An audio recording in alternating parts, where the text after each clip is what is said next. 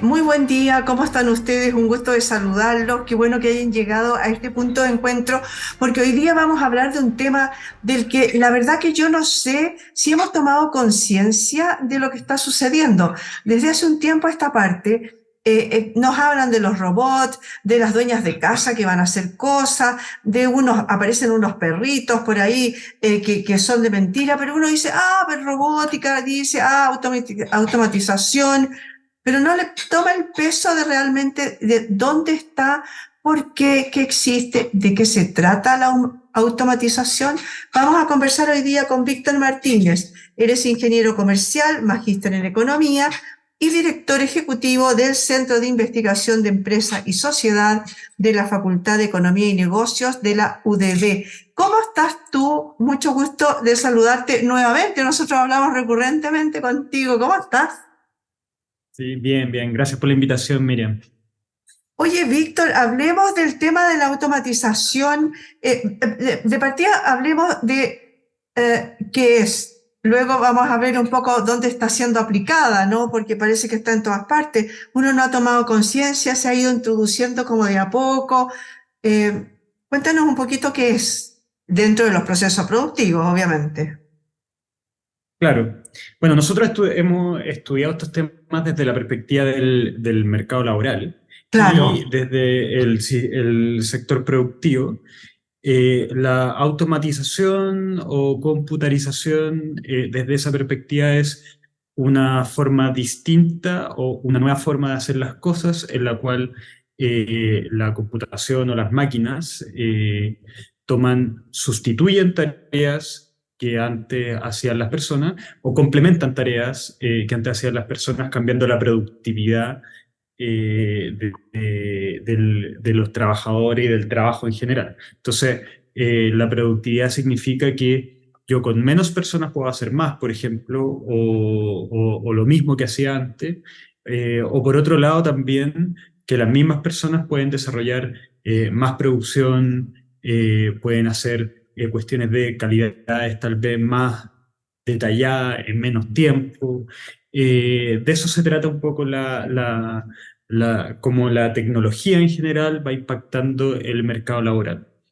Y si uno lo ve desde una perspectiva conceptual, tal vez, la, la interacción o estas nuevas formas de trabajo o nuevas formas de hacer las cosas pueden ir desde la perspectiva de la economía, no solo ligadas a un computador, puede ser una idea que haga que yo haga algo de manera más productiva. Por ejemplo, en vez de voy a hacer un ejemplo muy doméstico, pero ordenar mejor una pieza hace que yo encuentre más rápido las cosas. No necesito computación para eso, sino que es simplemente una nueva forma de reordenar los factores hace que yo produzca más. Y eso ha pasado siempre, y desde siempre nuevas formas de trabajo o nuevas formas de, por ejemplo, extraer minerales o nuevas formas de purificación, de repente son innovaciones químicas las que aceleran nuestra capacidad productiva. Pero hoy día y en los últimos años ha habido la irrupción de una nueva tecnología que ha sido bastante grande y que ha cambiado bastante o que podría cambiar bastante nuestra forma de hacer las cosas, y que es esto de eh, ahora todo lo conoces como ChatGPT, que es uno de los productos eh, de este aprendizaje generativo, en el fondo, que es una tecnología que se genera hace varios años atrás, pero que empiezan a capacitarse máquinas para hacer cuestiones o predecir cosas que nosotros hacemos. Bueno, Y eso empieza a acelerarse últimamente. eso, bueno, justamente quería preguntarte también para que quedara bien claro y para que después entremos en las aplicaciones y cuáles van a ser los conceptos con respecto de a lo mejor del desempleo, pero por otro lado la eficiencia, etcétera. Me gustaría que me explicaras un poquito, nos explicaras a las personas qué es la inteligencia artificial, qué es lo que hoy día está muy, muy de moda. Cada rato hablamos, nos dicen de la inteligencia artificial. ¿Qué significa? ¿Qué proyecciones tiene? ¿Cómo afecta? Sí, mira, el concepto de inteligencia artificial es bien controvertido porque hay definiciones ya de la misma técnica Ujú. de la tecnología sobre qué es inteligencia artificial. Otros también debaten sobre el hecho de que las máquinas no son inteligentes. Entonces, como que el nombre es marquetero, pero no Claro. existe tal cosa como una máquina inteligente. Perspectivas también más filosóficas respecto a la inteligencia artificial, pero en verdad ¿qué le llamamos nosotros cuando comúnmente hablamos de inteligencia artificial? A procesos de aprendizaje eh, que no son supervisados. Generalmente nosotros teníamos modelos que le llamamos modelos supervisados, de tal manera que yo como persona genero un modelo que trata de predecir algo, por ejemplo, o que trata de sistematizar algo. La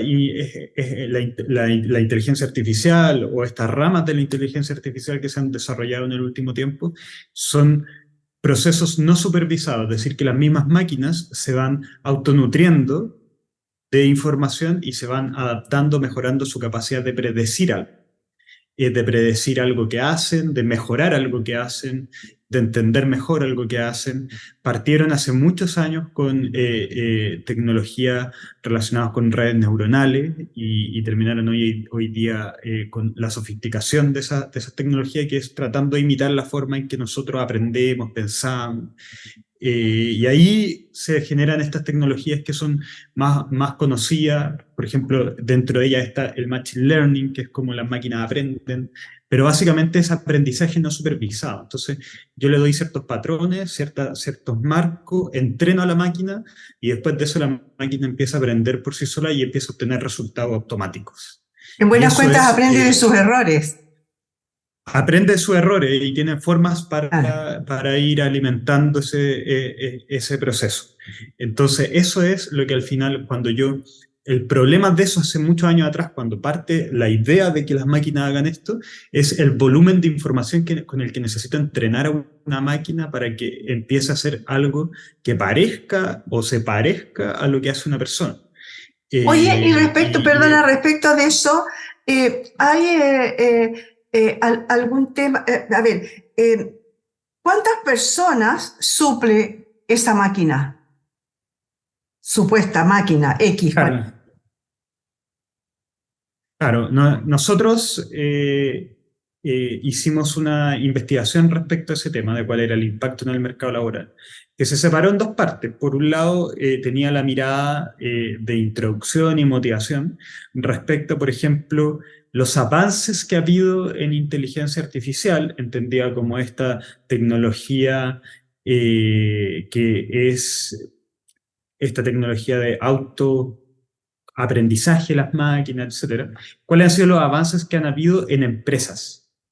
Porque entre el 2000 y el 2009, esta inteligencia artificial se desarrollaba principalmente en universidades, en centros académicos y en empresas se desarrollaba cerca de un 13% de los grandes avances. Esta es una investigación que nosotros estamos citando, son números que hicieron unos investigadores del MIT calificando ellos como avances notables en inteligencia artificial de Ya. manera cualitativa. Sí, este es un avance notable, avance notable.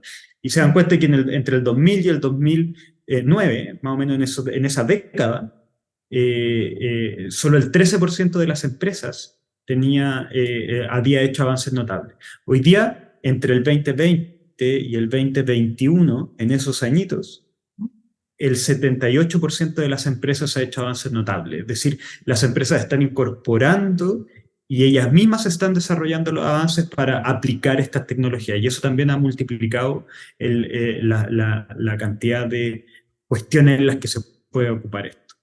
¿Cómo hicimos nosotros? Nosotros nos basamos en una amplia literatura que lo que trata de hacer es identificar cuáles son los que llaman cuellos de botella de esta inteligencia artificial. Entonces, se consulta a los investigadores asociados a estas tecnologías, es decir, los que desarrollan estas tecnologías, para ver cuáles son las habilidades que estas tecnologías no pueden desempeñar. Antes, la literatura de esto hablaba de qué cosas las máquinas van a poder hacer. Hoy día esta investigación está centrada en qué cosas no puede hacer, que son menos de las que en verdad puede hacer. Oye, Entonces a ver, nos chanta, centramos en chanta un cuáles son poquito los cuellos porque de botella.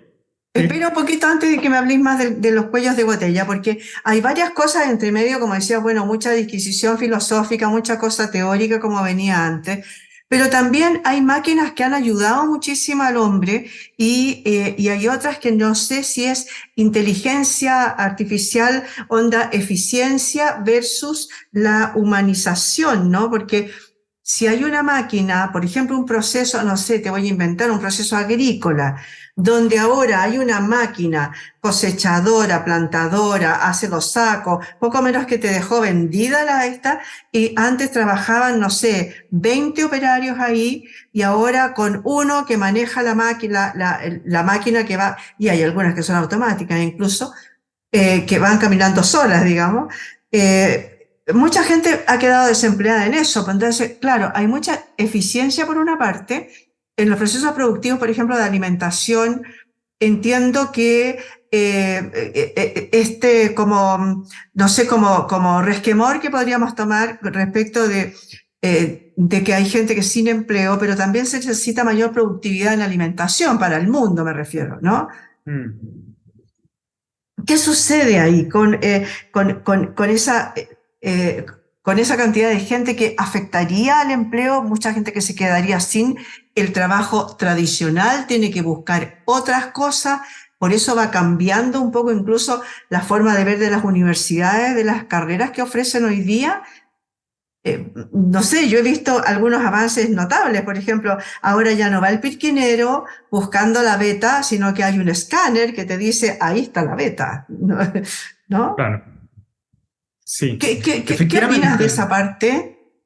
No, efectivamente. De hecho, nosotros estimamos que los empleos en riesgo, en alto riesgo de ser sustituidos, en Chile son cerca del 20%, 23%, 24% por ahí.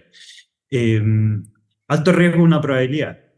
Hay algunas investigaciones que estiman que eso también, nosotros estimamos como el 60, 70%, unas investigaciones que dicen que el 80% de los trabajos van a tener influencia de la inteligencia artificial. Eso quiere decir que en el 80% de los trabajos yo algo de inteligencia artificial voy a tener que meter. Y eso significa adaptar mi forma de trabajo. Significa que yo ahora voy a tener que aprender a hacer algo o aprender a usar una máquina que antes no existía en mi trabajo. Eso va a pasar en el 80% de los. Y en nuestra investigación, lo que nosotros observamos es que Chile, nosotros hacemos esta estimación para los distintos países de la OCDE que tienen Ujú. data, y observamos que Chile está dentro de los 5 países que menos preparado está para resistir este cambio tecnológico. En contraposición, por ejemplo, con países como Noruega o Finlandia, nosotros tenemos un riesgo de un 23%, casi 24% de los trabajos en alto riesgo de sustitución. Noruega tiene el 6,5% de los trabajos en riesgo. O sea, nosotros tenemos casi 4 veces más que Noruega de trabajos en riesgo. Oye, ahí me surge una pregunta. A ver, ¿dónde hay mayor riesgo, llamémosle? ¿En qué rubros hay más? ¿Es porque nosotros somos todavía muy agrícolas, muy extractores de materias primas, y ellos a lo mejor son más manufactureros? ¿O es por la educación que tenemos, que es demasiado tradicional y demasiado lenta en los cambios? Tiene que más que ver con lo segundo que con lo primero, más que con el sector Ya. productivo Ujú, o con la capacidad de extraer, tiene que ver con la forma en la que nosotros producimos o trabajamos. Lo que nosotros analizamos fueron tareas que yo desempeño en un trabajo X. Entonces puede ser lo que decías tú, puede ser que haya una cuestión que pareciera muy productiva como extractiva o agrícola, pero yo ya tengo implementado un robot que lo hace y el trabajo de los empleados ahora es otra cosa. Si yo todavía no he hecho ese cambio, o la forma en la que yo produzco hago mi producción agrícola sigue siendo solo con personas, entonces tengo más riesgo que quienes ya hicieron la transición o que quienes desempeñan ese trabajo de otra forma, porque las cosas que no puede hacer, y ahí va el tema hay cosas que, como por ejemplo, la inteligencia creativa, la inteligencia artificial es un cuello de botella. Y para cualquier trabajo, los noruegos ocupan más inteligencia creativa que nosotros, según las tareas que nosotros teníamos. Entonces, eso hace que efectivamente nuestros trabajos tienen más riesgo que ellos, a pesar de que los dos podamos hacer una misma tarea. Básicamente, si yo en el mismo campo pongo un chileno y un noruego, el noruego va a terminar haciendo tareas como de mayor inteligencia creativa o va a complejizar la forma de producir de una manera distinta a la que la hacemos nosotros, y por eso nosotros hoy día estamos en más riesgo. Y eso puede tener un desafío para los sistemas educativos, pero también para la forma en la que enfrentamos las leyes Claro. del mercado laboral. De políticas públicas, ahí, claro, obviamente. Oye, tú dijiste en algún momento que entre el 20 y el 21 se habían incorporado muchísimas empresas ahora ya a este tipo de automatización. Mucho, supongo que mucho tuvo que ver el tema de la pandemia, de la no presencialidad, por ejemplo, de muchos operarios a lo mejor, ¿no? ¿Cómo se ve el tema para adelante? ¿En qué rubros ustedes hicieron ese estudio? ¿En qué rubros fue donde más se produjo esta ampliación de la incorporación de estas inteligencias artificiales en las empresas? A ver, una distinción. Las empresas se están metiendo mucho a la inteligencia artificial, pero aún todavía en una etapa de desarrollo. Es decir, las empresas hoy día lo que están haciendo es entender cómo puedo ocuparla. En buenas cuentas, preparándose para. Claro, pero también son principalmente las empresas grandes. Es decir, las empresas grandes son las que están invirtiendo en, bueno, hay una forma genérica, que son las empresas, las máquinas están aprendiendo de sí mismas. Bueno, ¿cómo yo la puedo implementar en mi rubro? Entonces, generan equipos de desarrollo para ver cómo implementar estas nuevas tecnologías. Esas son las empresas grandes y esas han aumentado mucho. Las empresas que efectivamente hoy día las están ocupando para los procesos son muy pocas. En Chile hay poca contabilidad, pero en Estados Unidos, por ejemplo, que uno podría decir Estados Unidos es un país de punta en esto y nosotros deberíamos estar por detrás, no por sobre en cuanto a esa incorporación. Hubo una investigación que se publicó a principios de este año, en enero del 2023, que decía que no más del 5% de las empresas ya había incorporado este proceso, y todas las que lo habían incorporado eran empresas grandes. La mayor parte de las empresas no lo ha incorporado todavía en su sistema productivo, pero sí están viendo, preparándose o mirando cómo puede afectar. Hay otro tema también que afecta, y yo creo que tiene que ver con Chile también, y lo que hablábamos de las leyes, que tiene que ver con los precios relativos de estos temas. O sea, voy a poner un ejemplo muy doméstico. El lavavajillas. Si tú vas a Estados Unidos, la mayoría de las personas tienen lavavajillas. Acá en Chile muy poca gente tiene, porque todavía el lavarlo tú es menos costoso por el tiempo, o contratar a alguien que, por ejemplo, esté en tu casa y lave y es menos costoso. En Estados Unidos contratar a alguien es carísimo, porque la mano de obra es carísima, porque todo es caro. Entonces es más barato contratar una máquina, o sea, comprar tener la una máquina, vajilla, claro, tener la máquina. Sí. Entonces, el precio relativo igual cambia o sea, para mí es más barato que una persona esté en mi casa y me ayude con las cosas, que comprar un lavavajilla. Entonces, eso se llama el precio de sustitución de una cosa por otra, y hace que la empresa y los sistemas productivos vayan sustituyendo capital por trabajo. Y si ese precio relativo cambia, entonces yo voy a sustituir. Entonces, muchas veces, aunque exista la tecnología, por ejemplo, en el campo, puede que exista la máquina, pero todavía me sale más conveniente tener 3, 4 tal vez trabajadores en vez de la máquina, entonces yo sigo contratando a los trabajadores. Entonces, cuando estamos en un contexto en el que discutimos leyes laborales que suben el costo de la mano de obra, a sabiendas de que Chile todavía no ha hecho la transición. O sea, hay campo por medio en que se ha hecho una automatización, pero en la mayoría no, así también en otros rubros, todavía no se han incorporado tecnologías que ya existen. Entonces, el aumentar el precio tan rápidamente, el costo de la mano de obra, con 40 horas, aumento en las cotizaciones, aumento del salario mínimo, y el aumento, todo esto abulta los costos laborales y hace más fácil para las empresas también la transición de, ¿sabes qué? Yo voy... y por otro lado estoy subiendo los costos laborales y por otro lado estoy bajando los costos de las máquinas con esta grande avance en automatización. Entonces eso necesariamente va a generar un impacto, sobre todo en los lugares donde todavía no se ha hecho la transición de cuestiones que ya en otras partes se ha hecho. Claro, me das Y cuenta, en concreto en Chile, sí. sí, y en concreto en Chile los lugares como los sectores agrícolas, en general los sectores productivos, son los sectores en que más riesgo hay.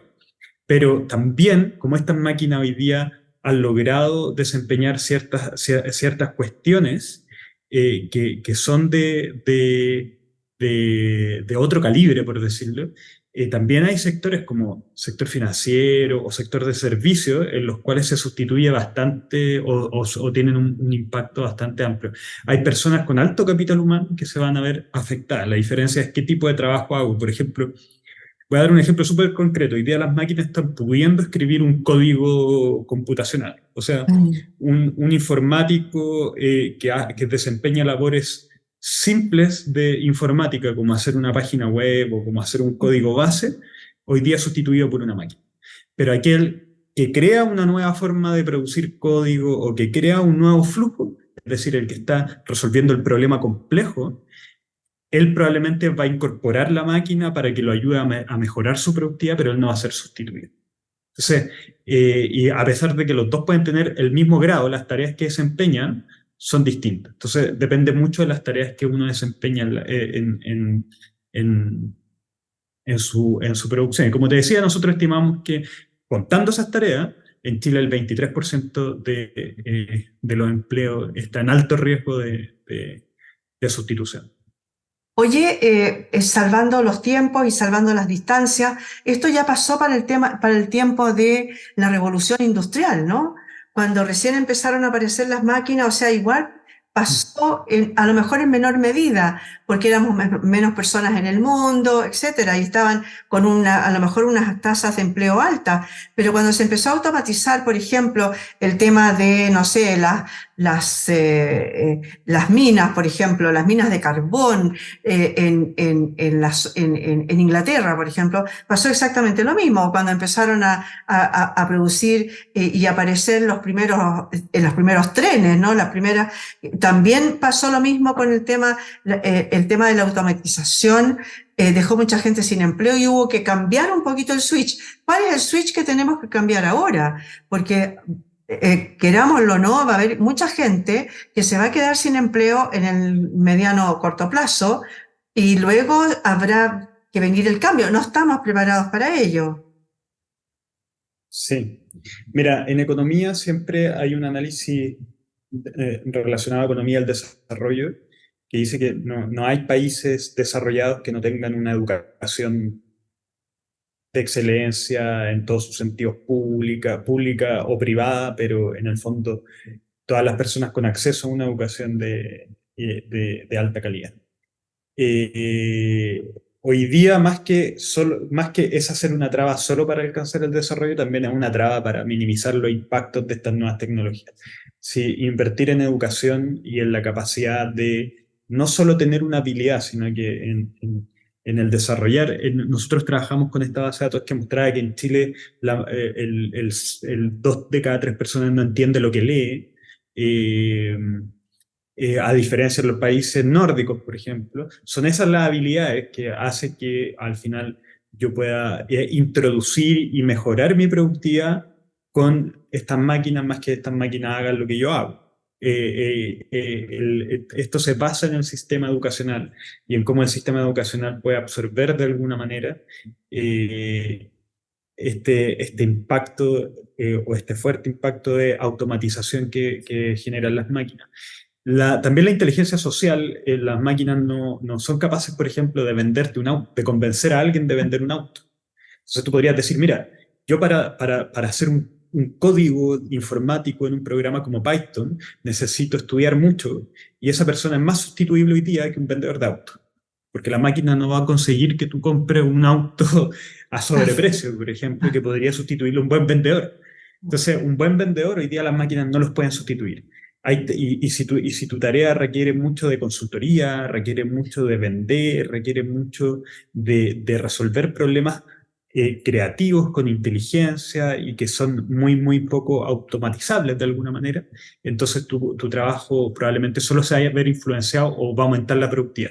Y solo una última cosa, se ha estudiado que esto, así como en la revolución industrial, Ujú. genera ganador y perdedor en el fondo. Es decir, hay gente que va a salir va a terminar siendo más productiva y persona que va a terminar sustituyendo su trabajo. Y si bien el ajuste va a existir y al final todos vamos a tener trabajo distinto y mejor y tal vez vamos a estar en un lugar más productivo, el ajuste va a hacer que haya gente que se quede sin trabajo o gente que tenga que cambiar radicalmente su forma de trabajar. Y esa adaptación, la política pública debería ser el tránsito.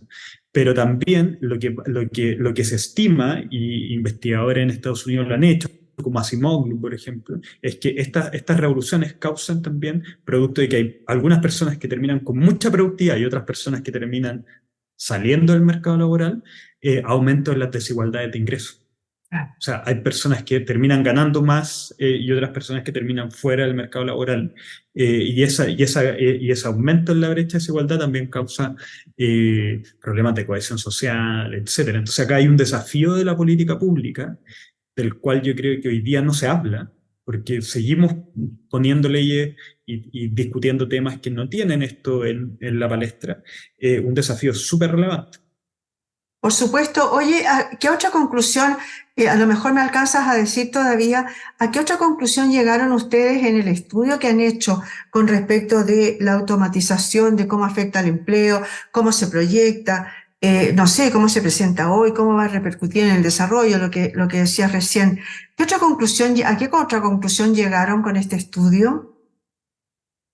Bueno, nosotros llegamos a que si bien nadie en el mundo sabe bien cuál puede ser el impacto final de esto y cómo moverse, el hecho de que hay algunos países que están más preparados y otros países menos preparados nos permite a nosotros de alguna manera mirar qué es lo que hacen ellos para estar más preparados. Y ahí están los sistemas educacionales, las formas en las que la gente interactúa con el mercado laboral, ahí están los grandes desafíos.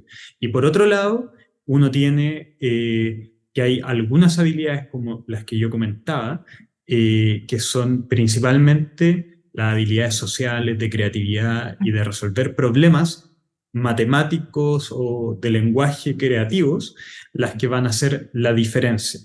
Y eso es solo un plazo de 10 años o 20 años porque esto está evolucionando muy rápido, entonces nosotros no sabemos lo que puede pasar. Esto es similar, como decían algunos, eh, el, a la llegada de Internet, es decir, va a cambiar Claro. la forma en la que nos producimos. Y entrenando, hay más personas que lo están usando, por lo tanto hay más personas que también se están adaptando más rápido. Los impactos sociales también son relevantes. Exacto, claro que son relevantes, más todavía con lo que tú decías recién. Ojo que si encarecemos la mano de obra o el trabajo de personas y por otro lado van a ir abaratándose los costos de las automatizaciones, de los software especiales, de las máquinas especiales, etcétera, van a ir bajando. Obviamente el empresario van a preferir esta parte y no a los empleados. De hecho, se están reduciendo cada vez más, no la cantidad de empleados de las grandes empresas. Muchas gracias, Víctor, se nos terminó el tiempo. Gracias por haber estado hoy día con nosotros y habernos aclarado un poquito más sobre el tema. Gracias a ti, Miriam, por la invitación. Que estés muy bien. Conversamos hoy día con Víctor Martínez, ingeniero comercial, magíster en economía. Él es el director ejecutivo del Centro de Investigación de Empresa y Negocios de la Facultad de Economía y Negocios de la Universidad del Desarrollo. Muchas gracias por haber estado hoy día con nosotros en este punto de encuentro. Por ahora soy persona, no soy inteligencia artificial. Que estén muy bien.